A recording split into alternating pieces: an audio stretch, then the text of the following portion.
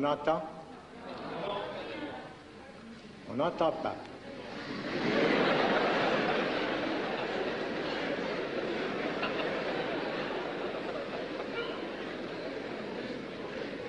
Et comme ça, entend-on. Ça va pas? Dites, ça va? Alors, la cravate, donc, était un obstacle. J'ai jamais la moindre intention de faire une conférence, mais j'ai un enseignement. J'ai fait ça pendant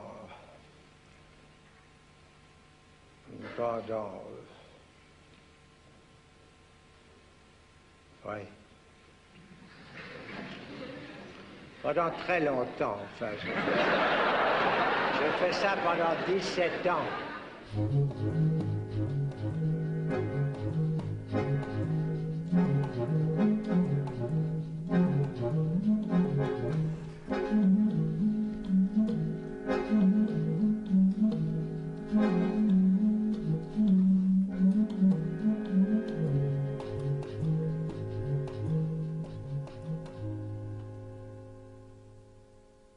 Freud pensait que la psychanalyse était une révolution de l'esprit qui devait troubler la conscience du monde.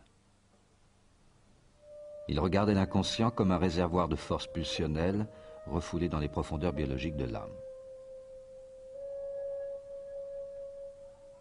Explorateur des ruses de la parole, Jacques Lacan est le seul parmi les héritiers de Freud à abandonner ce romantisme de la science issu de Darwin et à réveiller le génie subversif de la psychanalyse. Il fait de l'inconscient une structure de langage dont la logique formelle se déploie à la manière d'une fugue de Bach ou d'un poème de Mallarmé. « Je suis celui qui a lu Freud », dira-t-il. On a eu la bonté de me présenter. Je vais entrer dans la difficile tâche de vous faire entendre ce soir, disons, quelque chose.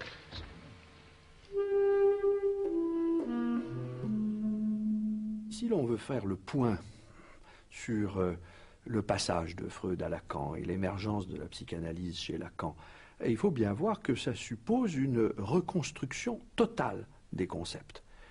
Et, par exemple, le concept de sujet. Comment caractériser le sujet au moment où il apparaît clairement dans la doctrine lacanienne? Il apparaît, au fond, à partir de plusieurs éléments. Le sujet, d'abord, c'est ce qui doit être pensé dans la constitution du moi. Parce qu'avant de théoriser à fond le sujet, Lacan s'est d'abord interrogé sur le moi.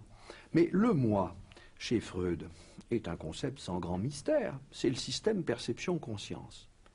Et chez Lacan, sous influence philosophique, on pourrait voir comment, au moment du fameux écrit sur le stade du miroir, voilà que le moi devient le résultat de quoi? De l'autre. C'est-à-dire que mon moi, c'est cette image de moi, c'est un moi spéculaire qui se réfléchit dans le miroir de l'autre et qui m'est renvoyé, pour dire les choses très simplement. Et qui est renvoyé donc à qui? Eh bien, quelque chose d'assez énigmatique qui va bientôt s'appeler le sujet. Alors déjà, donc, en effet, le moi est foncièrement illusoire ou lieu d'illusion. Voilà comment Lacan approche le sujet.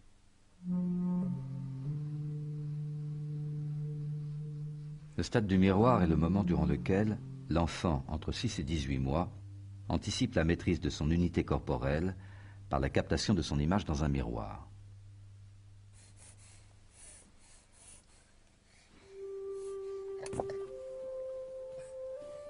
En 1936, Lacan s'inspire de la légende de Narcisse, condamné par les dieux à se noyer dans la contemplation de son reflet.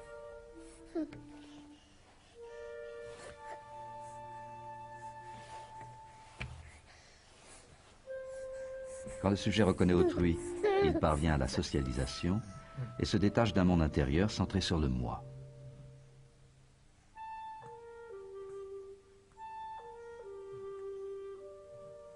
Quand au contraire il régresse vers le narcissisme primaire, il s'abandonne à un univers fermé où l'autre n'existe pas.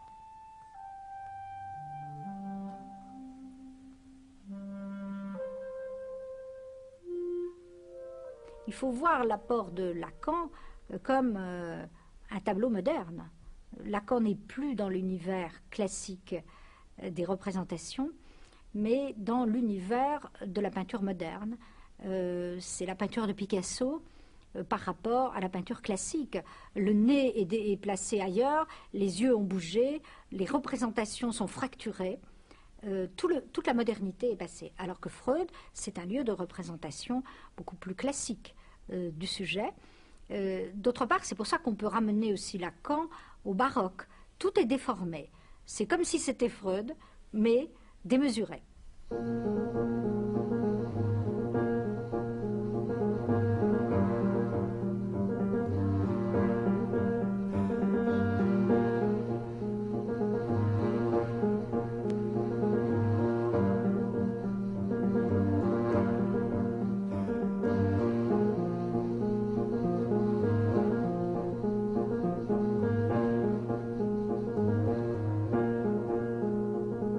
Né à Paris le 13 avril 1901, dans une famille de vinaigriers orléanais, Jacques Lacan était issu de la moyenne bourgeoisie catholique et bien pensante.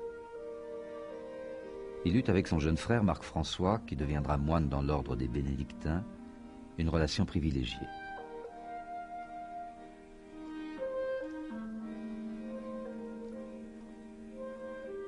Durant ses études au collège Stanislas, il s'initie à l'œuvre de Nietzsche et de Spinoza, puis rejette le catholicisme.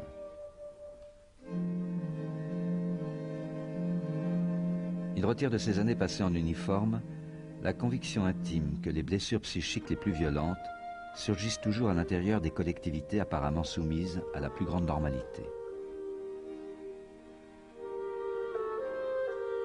Lacan se sent incompris de son père qui le destine au commerce des moutardes. Il entre ainsi dans la modernité du XXe siècle par la voie d'une rébellion intellectuelle.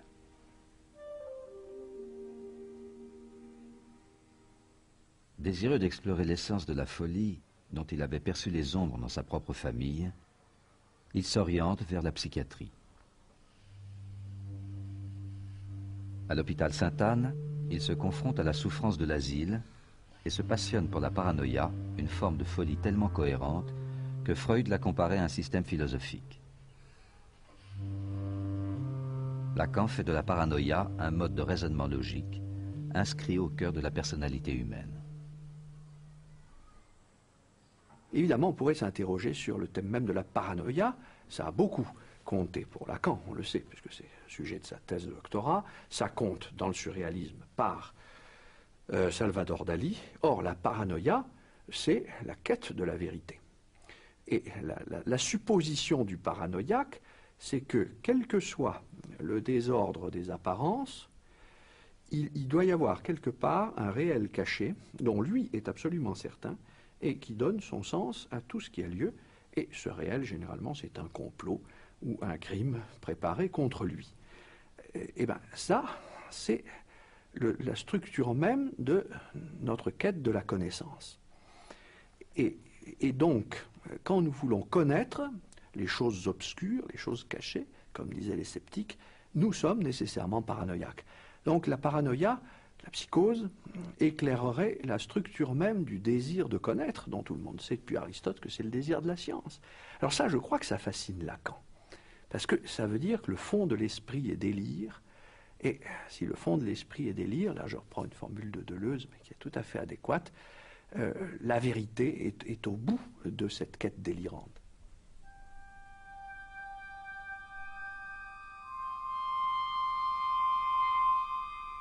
En 1930, les psychiatres de sa génération, marqués par l'essor de la psychanalyse, s'intéressent autant à l'écriture du délire qu'aux attitudes passionnelles des femmes hystériques. L'hystérie et la paranoïa dessinent pour eux, comme pour les poètes surréalistes, les contours étranges d'une vérité convulsive qui les renvoie aux égarements d'un monde en proie au déclin des valeurs classiques de la raison et du progrès.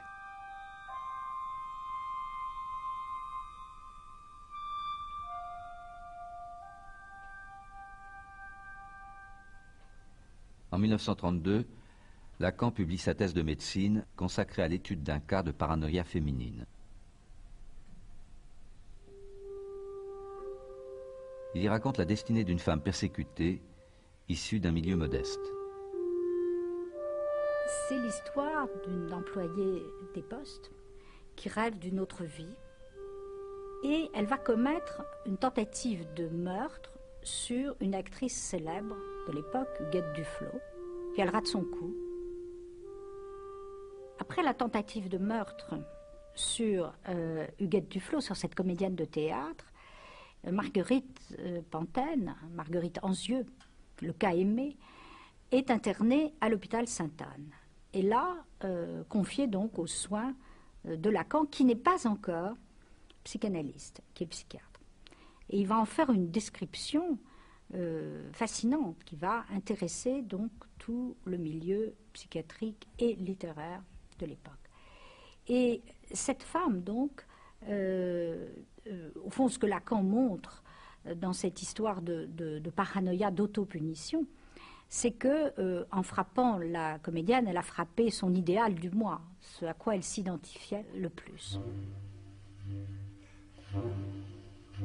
L'année suivante, en 1933, les sœurs Papin, domestiques dans la ville du Mans, assassinent sauvagement leur patronne. Comme dans le cas Aimé, Lacan montre que le véritable mobile du crime n'est pas la haine de classe, mais la structure paranoïaque à travers laquelle un sujet frappe l'idéal du maître qu'il porte en lui.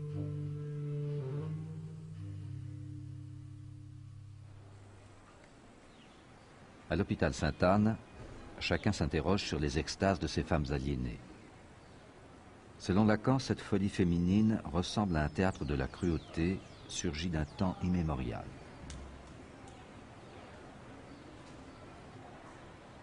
Elle est la forme contemporaine d'une tragédie antique revue et corrigée par la dialectique hegelienne du maître et de l'esclave.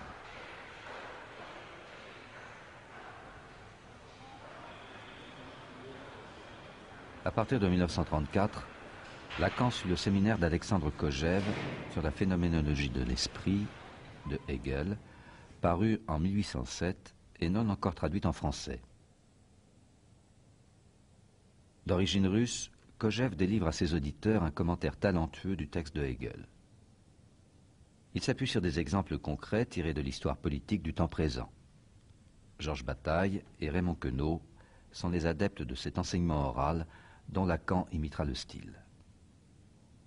Ce que retient, me semble-t-il, Lacan des leçons de Kojève, c'est l'insistance qu'a eue celui-ci à interpréter tout le système hegelien en fonction de la dialectique du maître et de l'esclave.